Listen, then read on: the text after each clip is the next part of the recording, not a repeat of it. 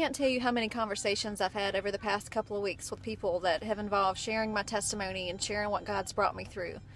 You know, it says in the Bible that we forget those things that are behind and we press on to the things that are in front of us, and, you know, straining towards the mark and, you know, running the race. And so many times part of running the race is you've got to condition yourself for what's ahead. And part of that conditioning process is going through things and learning what to do and what not to do, and to just cling to the Lord and cling to God. And, you know, so many, like I said, so many conversations I've had with, whether they're older than me or younger than me, you know, people are just going through stuff. People are hurting. People are struggling with stuff. And, you know, they're wondering where God is. And the thing is, I don't know if you've heard, I'm sure you've heard the saying, you know, the teacher is always silent during the test.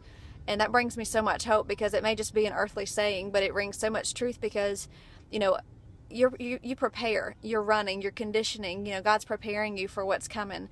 And then, you know, you go through something, and I'll go through something, and, you know, sometimes it may feel like God's silent, but it doesn't mean that his silence does not declare his absence. I've said that before. His silence does not declare his absence.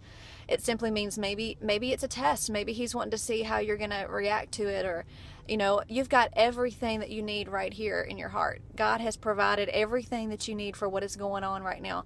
And you've got to tap into that. Maybe it's getting into your word more than you've ever gotten into it, getting up early and staying up late and just submerging yourself in the word. You know, finding, you know, maybe I love Christian radio, but one thing that I've noticed that there's not a lot of is the really, really passionate, you know, the longer songs. Shout out to one of my girls in the youth group, Katarina. She's got me really liking Trent Corey. I've downloaded a lot of his music, and Eddie James, and what is it, the one that Take Me to the King, I forget what her name is, but, you know, the really passionate worship songs that really just, it's more than just, it does more than scratches the surface and just encourages you for the day. It's like you're just submerging yourself in that mode of worship. And that's what we need. Worship is what gets us through the warfare. So I just want to encourage you today, whatever it is that you're going through, worship your way through this. Praise God regardless. That's going to tick the devil off more than anything. He's going to tick him off, and it's going to provide you with the strength that you need to go on. You know, if you wake up in the morning and you had a horrible night last night, you know, you didn't sleep at all, you know, you've been tormented in your mind with stuff, I encourage you, don't let that come out of your mouth. Don't let the negativity come off of your lips. I encourage you to speak positive things, because it says that the power of life and death are in the tongue. And I just encourage you just to start speaking positive things. You know what? Maybe I didn't sleep good last night, but at least I had a bed. I had a roof over my head. I can take a warm shower this morning.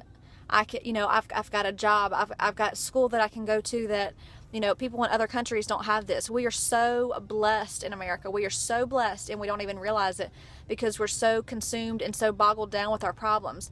But I just want to encourage you to worship through the warfare, worship through these things that are going on, and show the people around you, because people are watching you. Show the people around you that your trials are not going to make you stumble and fall, but that's what's going to make you who you are. I'm telling you, I've shared so many things in my past and so many parts of my testimony with different people over the past couple of weeks, more so than I have in a very, very long time. And God's allowed that to bring healing to their situations. It's made them think differently, because they're seeing they're not alone in this. Do not let the enemy silence you. Whatever it is that you're going through, I pray that God shows you what it's for, because down the road, see, these different things that I have been through over the past, it's been a couple of years ago that they've happened. And at that time, it was like going through hell, and just every morning it was hard to get up, and these struggles that I was dealing with, you know, but God stepped into my situation. He changed it.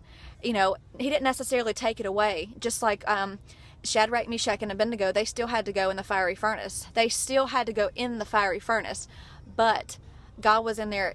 God was in there with them. The Holy Spirit, he's walking around with them in there. You know, Daniel still had to go to the lion's den. He wasn't exempt from that. He wasn't exempt from having to go into a terrifying place, but Jesus was in there with him. He is with you during these struggles that you're facing right now, and I just encourage you to worship through the warfare. Live life unscripted today. Love you guys.